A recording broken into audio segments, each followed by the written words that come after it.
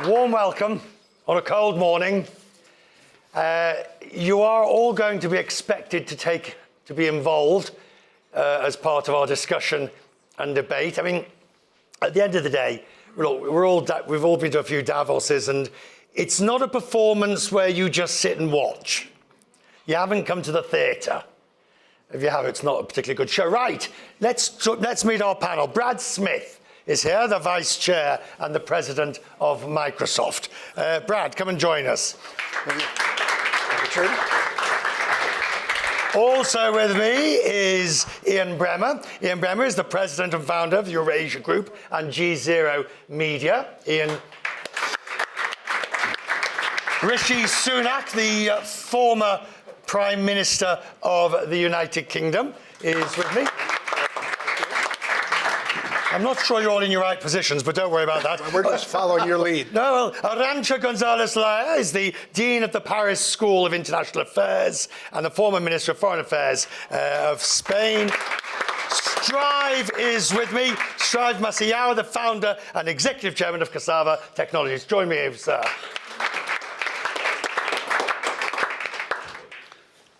Welcome one, welcome all. I know you're all going to be extremely concerned to know this important fact.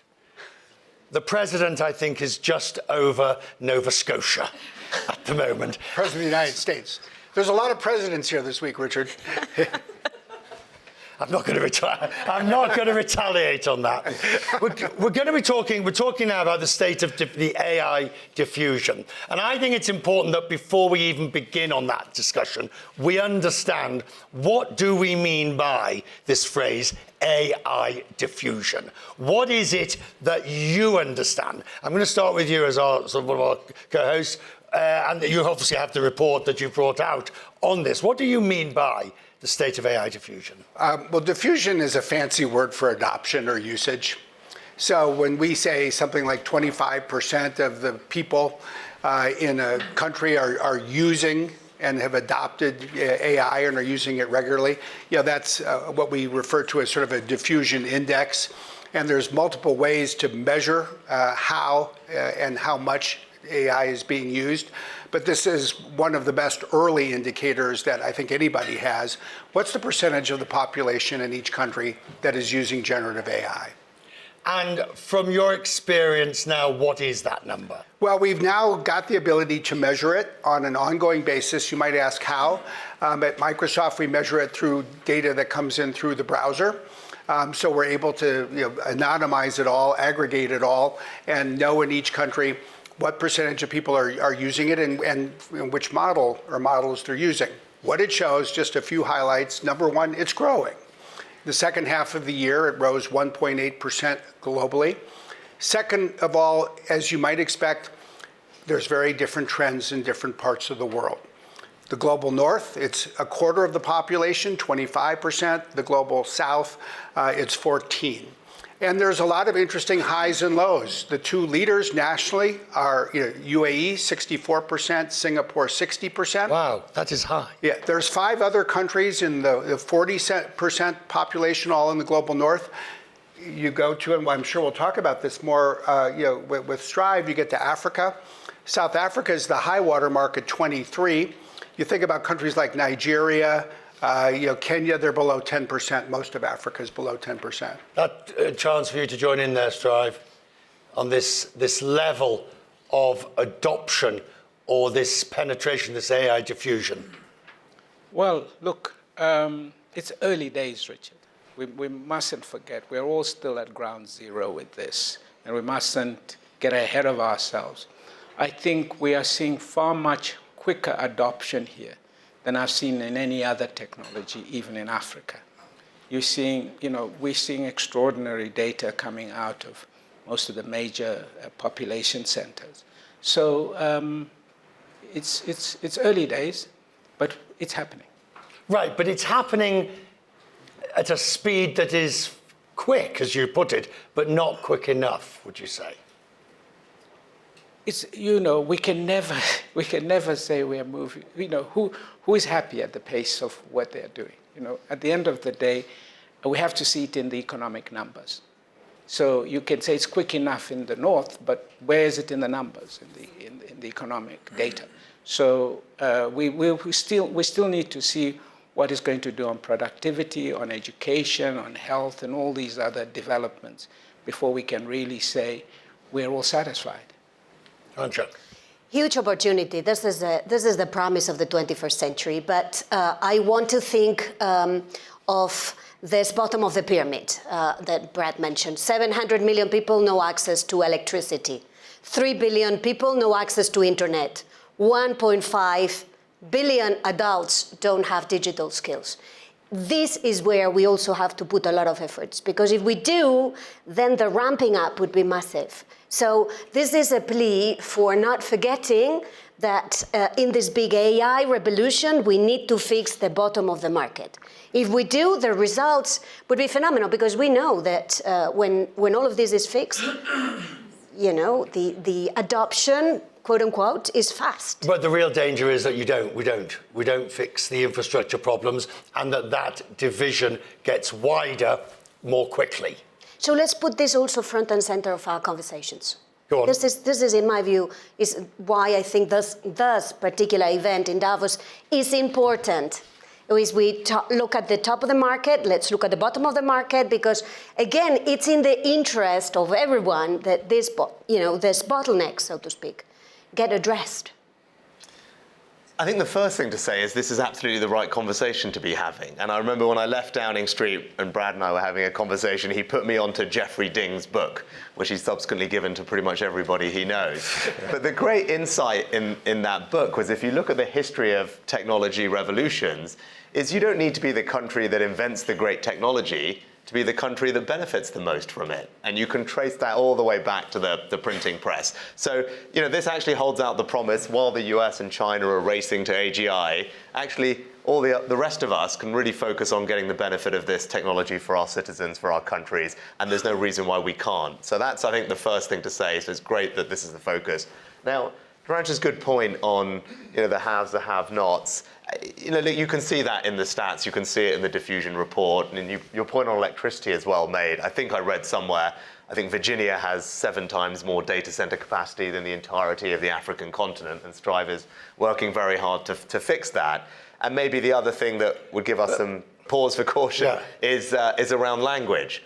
This is a technology, these are large language models. They are trained predominantly in English. English obviously isn't the first spoken language of most of the world. And making sure we have an eye on that, I think, is something that is going to be important. I just want to say briefly, let's recognize there are 2 Davoses happening right now, right? And there's one that is, as Mark Carney eloquently and properly put it yesterday, in a process of rupture. It's being driven by states, it is leaderless, and it is in crisis. There is a second Davos going on literally at the same time, on the same promenade, mostly with different people. And this is one place where the people are coming together that is being driven by private sector corporations. It is largely not being driven by governments. Those corporations may be based in individual countries, but they are fundamentally interested in markets outside their home country because they're core to their business models. And so we can still think about globalization. We can still think about diffusion as an opportunity and not as a potential tax, not as a backlash, not as an instability. And that makes this conversation so much more hopeful than the other one that everyone here is going to have to deal with and get stuck by later on today. Except the 2 collide. Those 2 Davoses collide, and when they do collide, what happens then? Here, well, look, it is certainly true that governments are playing a role in creating incentives for companies to act or not act. But in the United States, let's face it, this administration is functionally much more kleptocratic than it is state capitalist. China is more state capitalist than it is kleptocratic. So there is a lot of pay for play. And we saw that with crypto. But I mean, I'm not willing to say, I don't believe that geopolitics today is fundamentally altering the AI landscape. I don't think Strive thinks that. I don't think this panel believes that. I think it will over time. There's the potential for a US versus China AI Cold War, but that's not where the energy and the money is right now. So I'm going to push back on that. Yeah, I'm in that camp. We are seeing an attempt to stop the 70 years of global integration that has been built patiently and that has built incredible and meshed our economies. We are seeing an attempt at stopping that. But this has such an energy and such a force that is difficult to stop.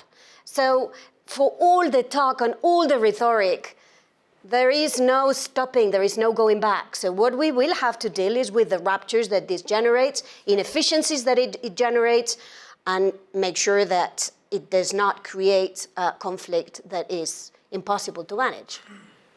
It's an interesting one. Different parts of the private sector, I think, play different roles and are impacted in different ways. Rishi and I were talking earlier this morning. If you're a great company in the fashion industry, people might not buy a product because they're mad at a country, but they'll probably buy what they look best looking in the mirror at themselves in the morning. But when we're talking about AI, when we're talking about digital technology, when we're talking about the cloud, you're really talking about the fundamental infrastructure on which governments run, on which countries run, on which economies run, which is another way of saying they need to be run on trust. And so when trust fragments and breaks down across national borders, it does affect this. Which is where we are at the moment. I think that's where I was smiling at Ian, where he gave his very welcome, positive view of the world.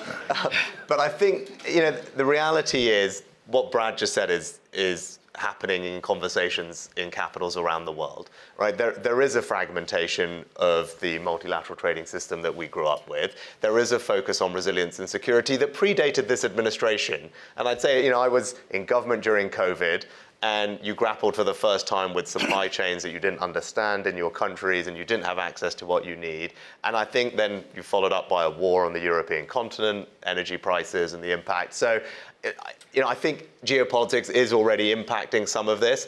Sovereignty is a conversation that Brad probably has every day of the week when he's talking to both countries and companies, and that probably wasn't the case a decade ago, I would guess. Now, that doesn't mean that everyone should rush to be some autarkic, independent entity. That's clearly not practical or sensible. But I think there's probably more of that as a feature of these conversations than maybe was the case. Right, but without getting into, quote, the Greenland debate, per se, the issue that it raises, for you, Rishi, is this one of the necessity on the sovereignty debate, the necessity for the rest of the world, particularly the EU now, or Europe, to put itself in a stronger position, so it is not, with respect, Brad, so it is not reliant on the large US hyperscalers. So I think, look, taking a step back, we're in a world, and Ian was right to highlight Mark's speech yesterday, which was very powerful. But in it, I've talked about hard power being back and more relevant. We have to accept and acknowledge that technology is a facet of hard power today. Energy security and technology alongside traditional economic strength and defense and military strength. So technology, of course, is a facet of hard power. Countries are going to want to have more of it. Now, this question of sovereignty, I think, has to be more nuanced. And I don't think the right answer is everyone rushing to become, as I said, some independent autarky. It's not practical, it's not sensible. So a country and company should look at it, I think, a little bit from a portfolio perspective. And Satya and I were having this discussion yesterday. There are going to be particular areas that are of critical importance in the security field that you might want to have more control.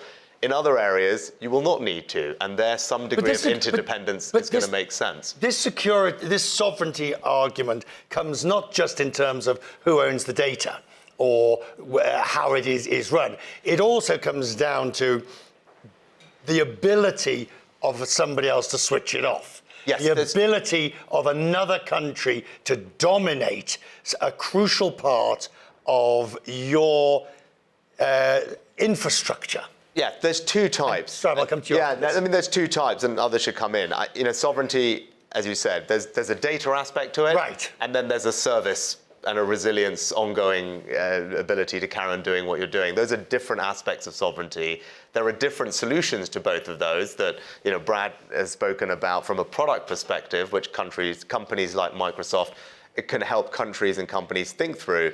But as I said, if the outcome here is everyone thinking I've got to rush to have the most sovereign solution in every aspect of what I do, I think we're going to end up in a bad place. Strive on this issue, sovereignty.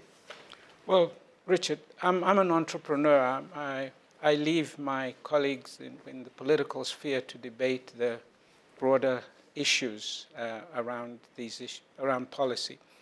Look, for us in Africa, I was here a year ago. The conversation was, we don't have any AI infrastructure.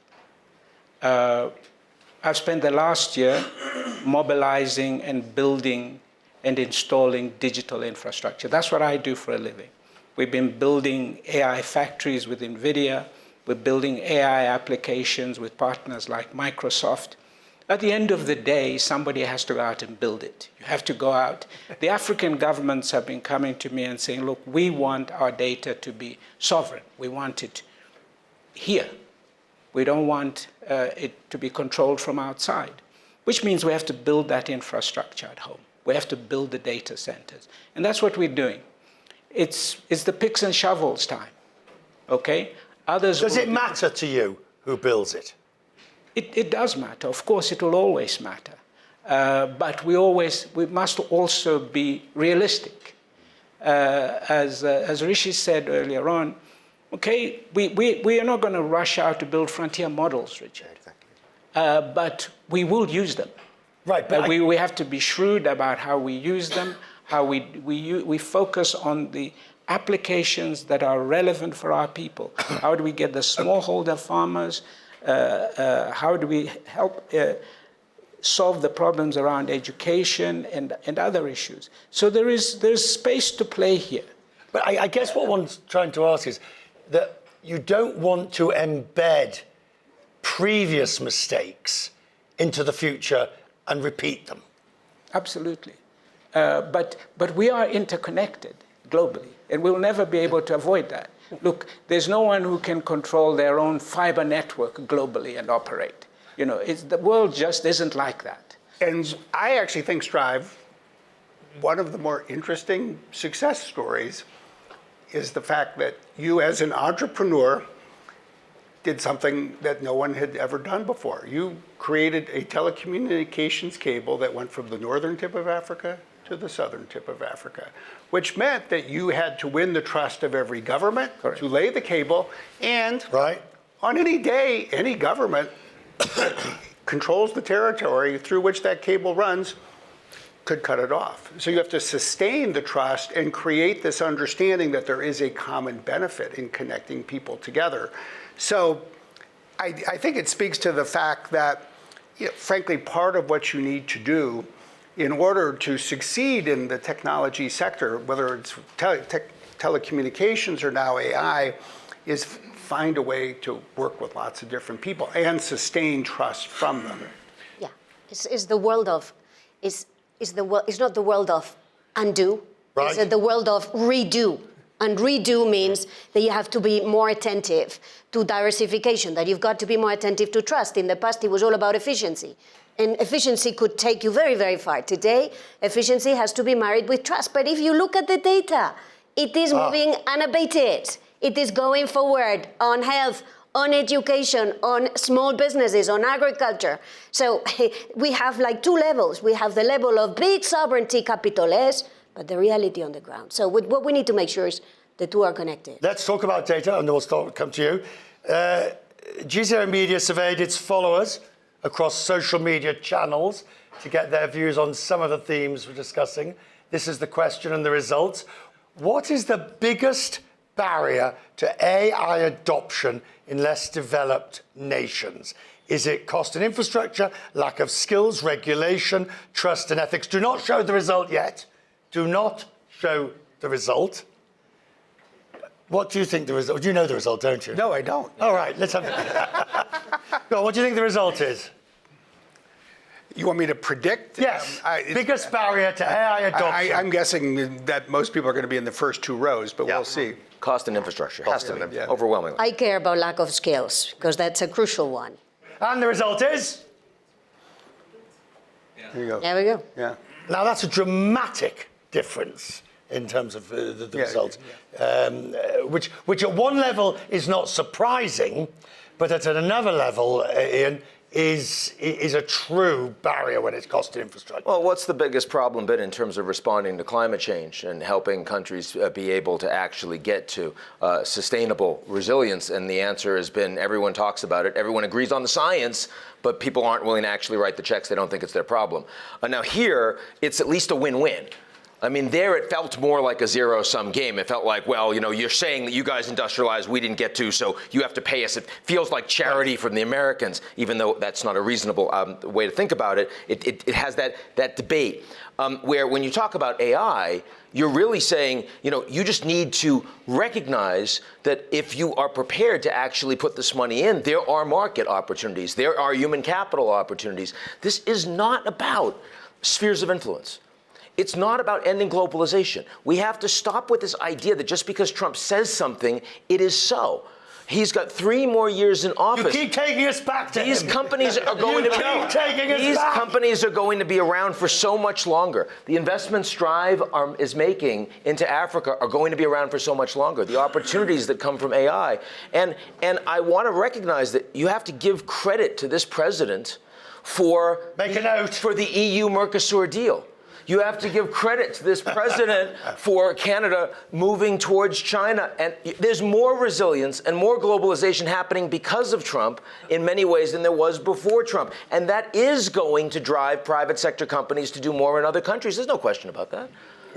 Arancha, look, you can either take Ian's point and run with it, or head in the opposite direction and just thicker ice. No, I think, I mean, the summary of the conversation so far should be that we have to keep the eye on this.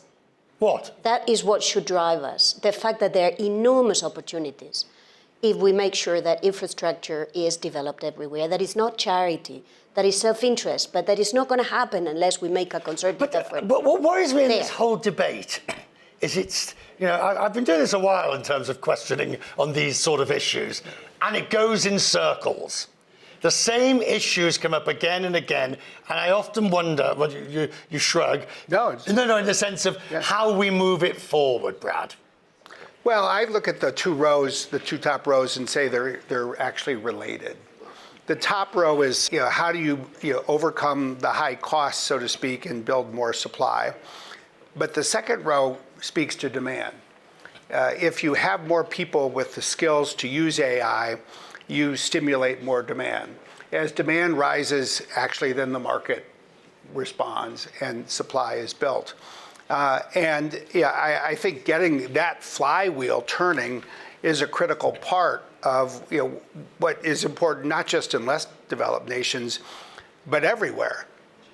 I really want to hear from Strive on this point because he's the expert on it. But on a more hopeful note, and having just been in India recently, this cost point is interesting because what AI is also doing is just bringing down the cost of really important public goods like health and education in ways which we couldn't imagine not that long ago. And then, just in India, the companies I'm meeting and the organizations that are partnering with the government to deliver healthcare to millions of rural people just through their phones at the quality of a primary care physician in a developed country, that and the impact that's already having is imaginable on education. MindSpark, which I think is a company that also operates in Africa, I think for about $2 a month is providing essentially private tutoring, which was the purview of wealthy people. And those kids are learning twice as fast as other kids. So look, of course, there's lots of barriers that we need to keep reducing. But this is where AI, I think, holds out the promise to close some of these inequality gaps that have plagued us for a long time. But look, Strive is on the ground doing this. Go on, Strive. I begin with a caveat that I'm not an expert. But look, cost and infrastructure, it just boils down to investment, Richard. We all have to face it. you mentioned earlier things like not sufficient investment in electricity and other things. These things are catching up to us now. The fact that we haven't invested in power, so we can't deliver the data centers. When we try to deliver them, it's more expensive because we now have to build the power plants to support each investment. But look, the West doesn't invest in Africa when it comes to infrastructure, and you know that. So most of the infrastructure investment that is needed, we will struggle to get it. The numbers are there. We haven't been getting much investment out of the West when it comes to infrastructure.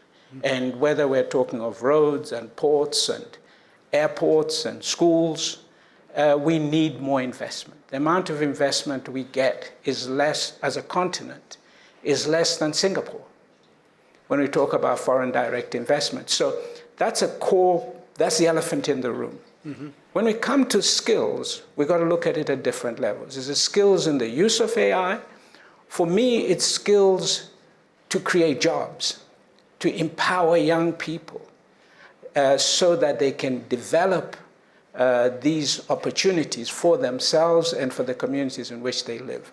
So we have a huge pool of young people.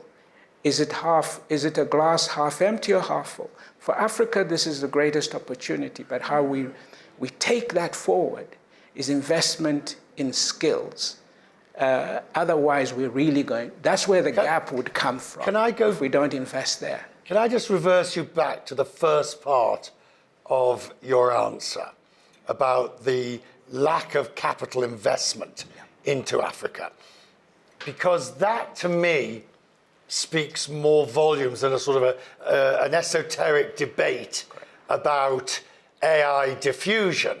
Because what you're talking about there is, pardon the phrase, I don't mean it flippantly, good old-fashioned issues and problems that have been around decades when it comes to Africa. But if those are not solved with relation to AI, all we are doing is just perpetuating the problem in the future in a different way, but with the same results for the next generation. And let's not treat AI as the magic bullet for everything.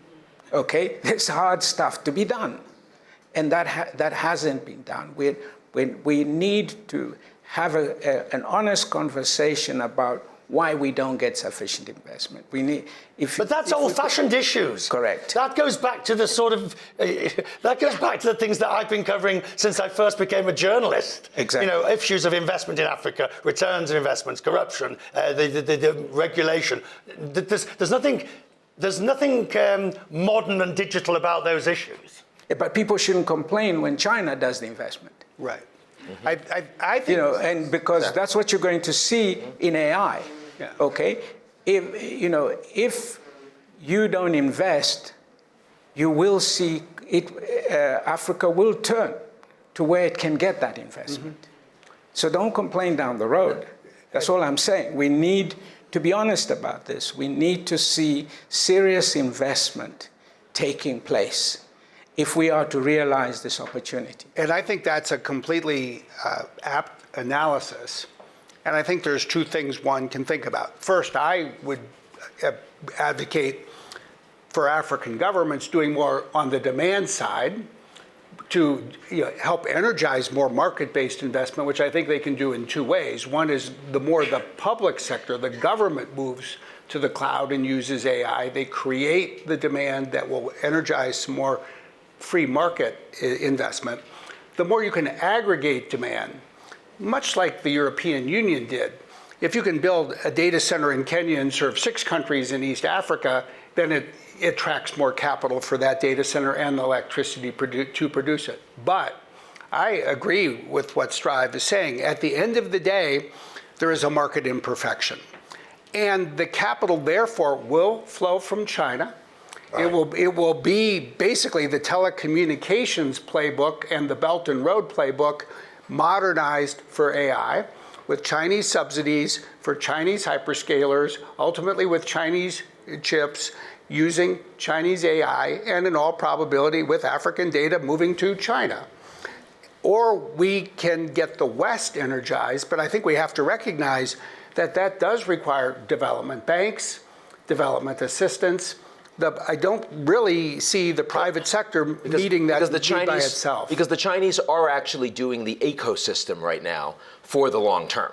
Right? They're investing the most in their universities in these areas. They're investing the most in the energy, in the electrostate that's going to power all of this. They're actually investing the most in all of the things. The only place that they have a serious block is on the chips. And for whatever reason, the United States has decided for the time being to reduce that barrier by exporting the H200s. That's kind of where we are. And it goes back to Ian's point about the geopolitics and is it impacting this now? We've just talked all about the hardware side, but you look at the Diffusion report and they look at the DeepSeek adoption, right? So that is, we're seeing it real time, right? Before we even get onto the physical data center investment that may or may not come from China, the open source models are there because they're cheap, they're free, they're available. And to Brad's point, we don't quite yet have the answer in the West to countries that want to standardize on open source because they can't afford these things, what the alternative offer is. And I think that is something we need to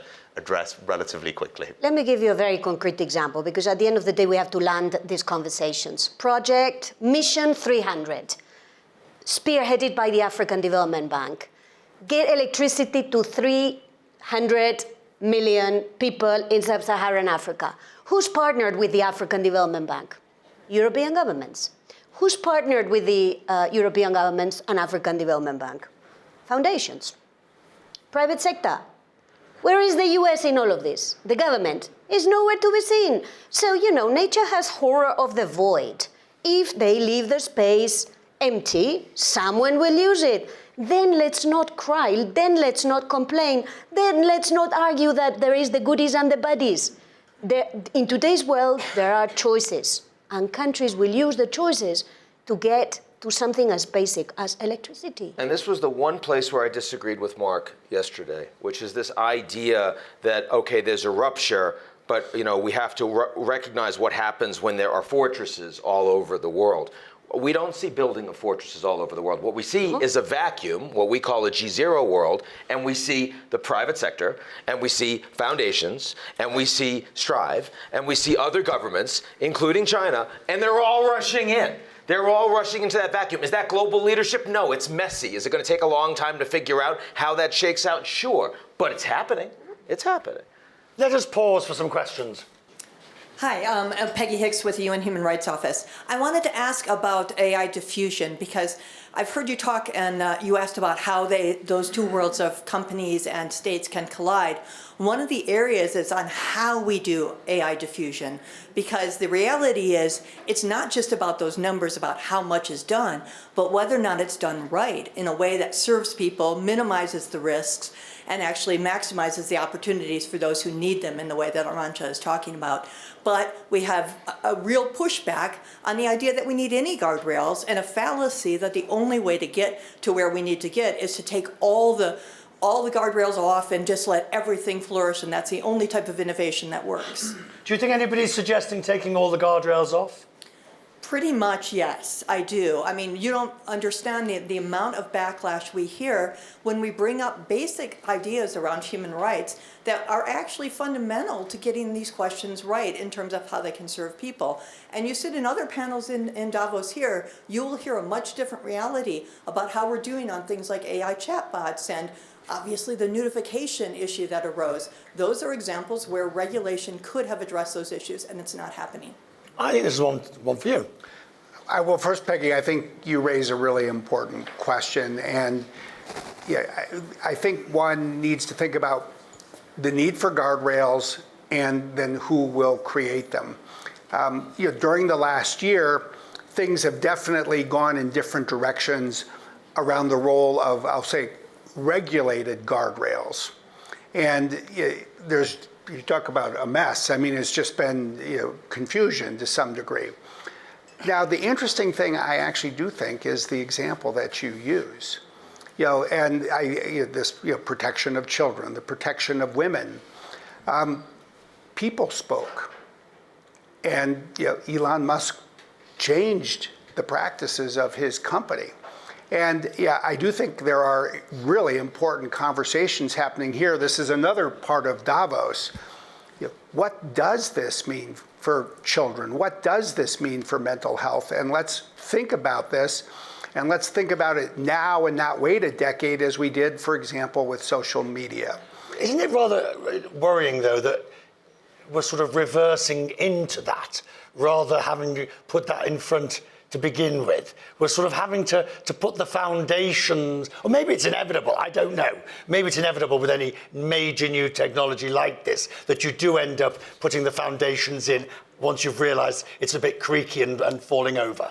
I don't think one needs to postpone these conversations.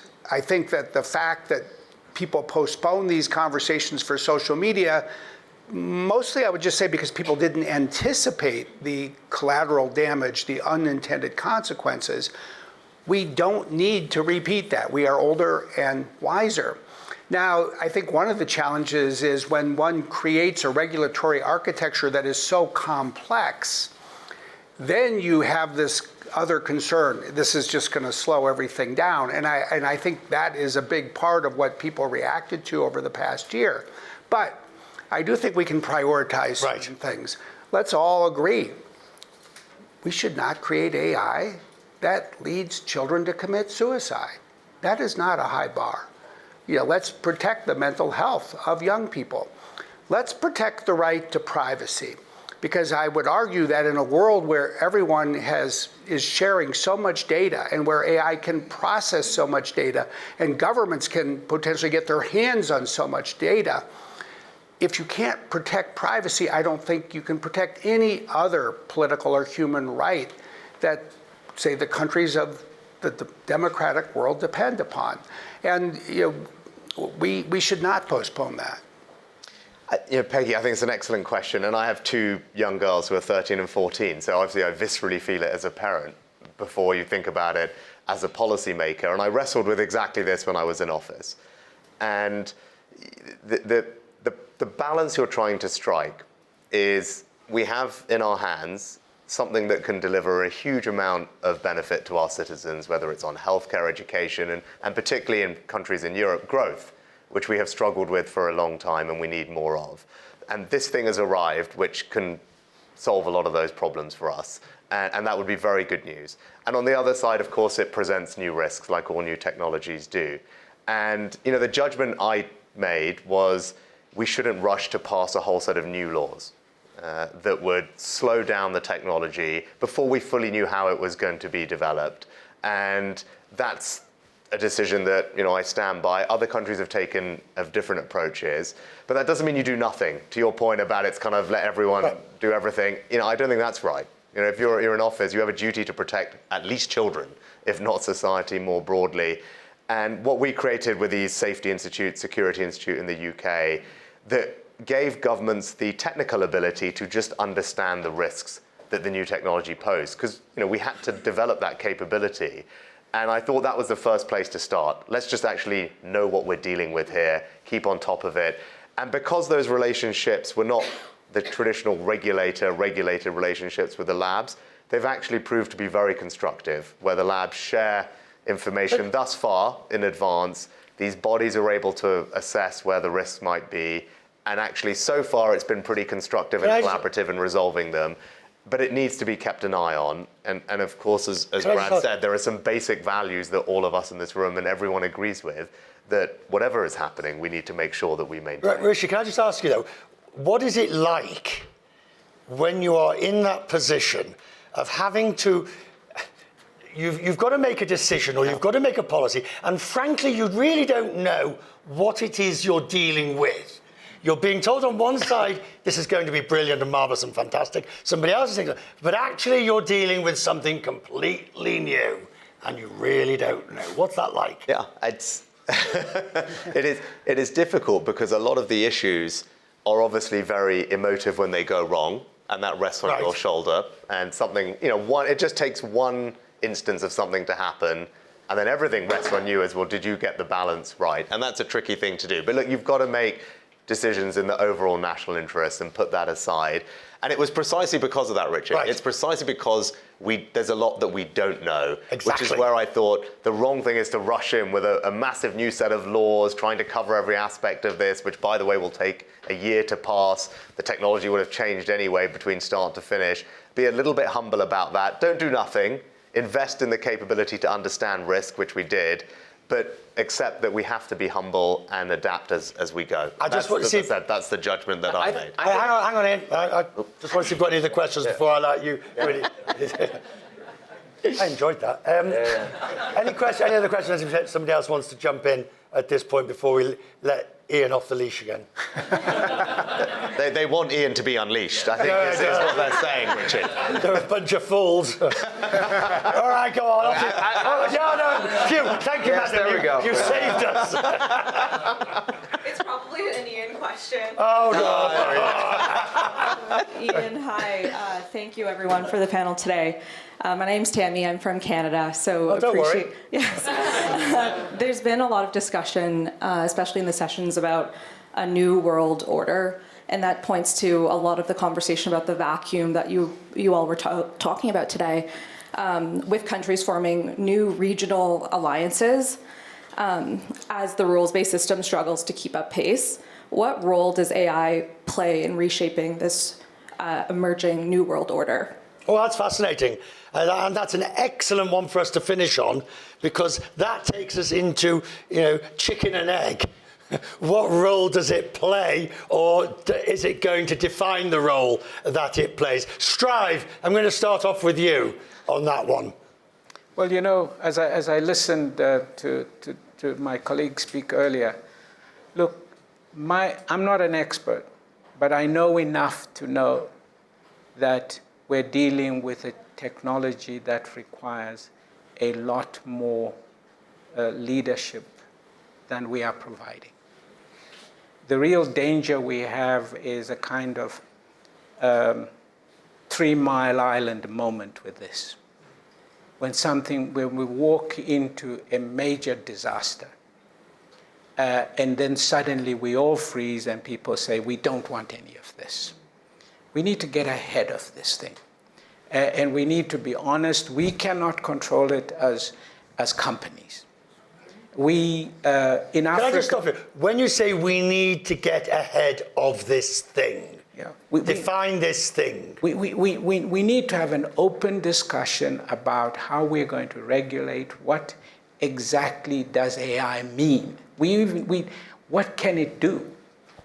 Listening to these conversations, sometimes most of us don't know we have a very broad range. But the truth of the matter is we're dealing with a technology that is extremely potent, if not managed correctly. And we need all have an understanding of where we are going and there is a lot of good in this, but like everything else that involves human beings, there's a lot of dangerous things that could be done with it. Is the genie out the bottle such that it can't be put back in? It's coming out of the bottle, shall we say. It's not yet fully out. Okay, there's a lot we can do today that can help us manage this better. Do you believe we have either the will or the wherewithal to do that? No. Sorry? Neither. We don't. That's very depressing. Yes, we don't. I've got to be very honest. Well, then we should just go home. No. But we just have to face the fact that where we are, we could talk in Africa until the cows come home, but we have no control of anything. We can come up, we can sit at the African Union and say, this is how we want to protect our children. Who's going to listen to us? Okay? Rishi, we need you guys to stand up and say, this is what we're going to do as well. Because this is the global leadership that is needed now. So there are extraordinary challenges, and we've got to just face up to that. There are many things we don't know, but there are some that we know.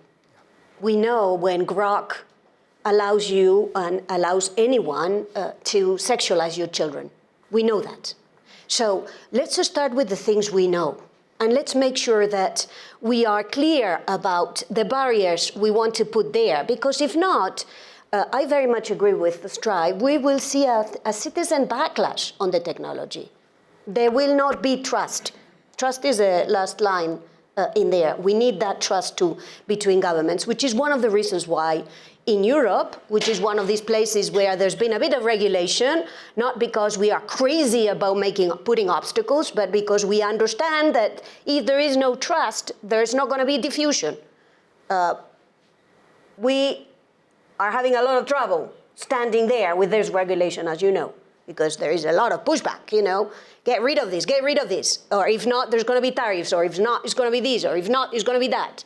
But this, I think is in the interest of governments and business to make sure there are spaces where this is going to be discussed. I liked a lot what you did, Rishi, when you were in government, these AI summits with governments and businesses around the table, so that this is not one or the other, that we build the spaces to do that, trust. Which, Rishi, comes to the question from our guest, to the point that Strive made of whether we've got the wherewithal to do it and whether it's too late. Whether it is, just look at the promenade and here. Is the genie out of the bottle so that inevitably we are 2 paces behind, a day late and $1 short? I don't think that. We're so early in this. And your question was about the geopolitical landscape. And Ian will be unleashed in a second, but I think it's clearly the most dangerous time of our adult lifetimes. This new world order that we're adjusting to is not settled. In the European continent, hybrid sabotage activity from Russia quadrupled last year. I think the Peace Index, which tracks these things, says there's more armed conflict in the world than at any point since World War II.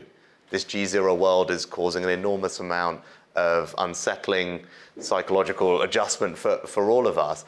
But in that same moment, I think we're all living at a time that provides more promise and transformation than at any point in our lifetime. And that is a great paradox of this moment. It is also very dangerous, but it, on the other hand, is filled with so much promise. My desire is that my colleagues and others rise to Strive's challenge and provide the leadership that's necessary. They have to recognize, I think, both the urgency and the radicalism of the moment. And it requires policymakers, leaders to talk to their countries about what is happening and then work far harder and faster to take all the benefits. And I want to end on that hopeful note, because we're all talking about how do we restrain this thing, put the genie back in the bottle. We're in the, whatever it is, second, third innings, Brad will let us know, of something that is going to change every aspect of our lives and can for the better. And we started talking about adoption and diffusion at the beginning. We should end by talking about adoption and diffusion. What are we doing to get the healthcare benefits, the education benefits, the productivity, the growth benefits, the solving climate change and energy benefits? That's what this technology can do. And the energy of everyone needs to be focused on doing that. Of course, there are going to be issues. Of course, there's going to be geopolitics. But we should spend time getting the benefits of this thing. And that is what I think leaders need to step up to the challenge of doing. And CEOs are getting there. I think government leaders are well behind in realizing that that's what should be top of their inbox every single day of their work. Right, I'm going to come to you before we unleash, mainly because we can all then leave and carry on his own. Microsoft is in a very interesting position in all of this because of the age of the company, the size, the scale. You are at the heart of it all, and at the same time you're a traditional company. So you see it from all sides in that sense. And you have a responsibility because of your size and scale that others perhaps do not have. Yeah, the first thing I would say is, while one often has this conversation by talking about what AI might do to people, I think the more important part, especially for this decade, is to think about what people are doing with AI, and the good and the bad. Rishi referred to what it's doing for healthcare as a great example. There's about 3 or 4 days each year where I get to just go out and see something in the field, And I feel like it's the opportunity to see a little bit of magic. Yeah. Like going to Tanzania and seeing a nonprofit using AI to protect the giraffe population. Going to California and seeing the fire service using AI to detect more quickly wildfires so they don't spread and destroy people's homes or put their lives at risk. And those examples are all around us. There are so many great things that great people can do with AI that so far exceeds what they could accomplish without it. And then you have the other side of human nature. You see people using AI to create a more powerful cyber attack, or to be more effective in defrauding people or schools or hospitals from their money, or putting the lives of children or the safety of women at risk. And you don't need regulation to do the good things, but governments can help the good things advance. You don't need regulation to inspire a responsible company to do what's right. We don't need a law to tell us that we need some guardrails, but you do at the end of the day need laws and regulations to fundamentally protect against the darkest side of human nature. If you want to put people who are using AI to defraud the elderly, and you want to put those people out of business, you're going to need a law, and you're going to need some law enforcement to help. So I do think we need to grapple with both sides, and we need to recognize the private sector, the nonprofit sector, civil society, and government all have a role to play. Ian, I think I'm going to regret this. Well, I mean, we could have ended with Brad. It was a really hopeful note. Yeah, I'm hoping that you're not going to learn from that. As Strive said, the genie is only a little out of the bottle, so we only get one wish, right? And that's a good thing, but we also know that if we frame the wish inappropriately, it can be used against us, right? I'm going to actually answer Tammy from Canada's question, since, I mean, she did ask it, which is... I forgot what the question was. It was, what's the impact of AI going to be on our changing global order? And there are three answers to that question, I think, in increasing orders of importance. Number one, and this goes back to the question you asked at the beginning in diffusion, is are we going to see a rapid expansion of inequality between haves and have-nots, given how fast AI is rolling out? There's an opportunity to actually create more human capital, more integration. If we get it wrong, we're going to see much more dislocation, much more migration, much more radicalism as a consequence. That's reason number one. It's what AI is doing, speeding that process up. Number two, the US-China relationship. Are we going to see, between the two most powerful countries that are actually the makers of so much of the AI, are we going to see some level of alignment to make sure that we don't get involved in an AI arms race? Are we going to see some guardrails, not necessarily trust, but at least interdependence on things that could blow us up? If we see that, we'll be much safer. If we won't, we'll have an AI Cuban Missile Crisis type moment. That's a very dangerous thing to manage through. Be positive. Be positive. Okay. Number three, the one that's most important, is what we do with AI and human beings. Oh, come on. Because the global order is ultimately about who the people are that are running the various companies and the countries. And those people are increasingly going to be interacting with AI. They're going to be programmed by AI. They're going to be different. We can learn from social media. Now, Brad said, well, we didn't really know. Yeah, a lot of us didn't know. I think Facebook knew. And I think they chose not to be responsible. Now, I think there are a lot of people that now understand that we went through political elections all over the world, and a lot of people got elected because of social media. A lot of people went direct to the population. They promoted disinformation because of social media. We have far more radicalism. We have far less responsibility and accountability to citizens. And we certainly don't have responsibility to people outside your country because of social media and what it has done to the political and electoral process. Now, AI is going to do that algorithmically with people experimenting in real time as a trusted friend, as the person who really knows, yes, you really should vote for this person. So we're going to find out, if we don't take any responsibility around how AI interacts with citizens, then we're going to end up in a global order that is going to elect a whole bunch of people that are going to do the wrong things for how we want this world to come together, the dialogue that we want to have. That's it. Right. There you are. We're out of time. But before, is today going to be a good day? It already has been. Thank you.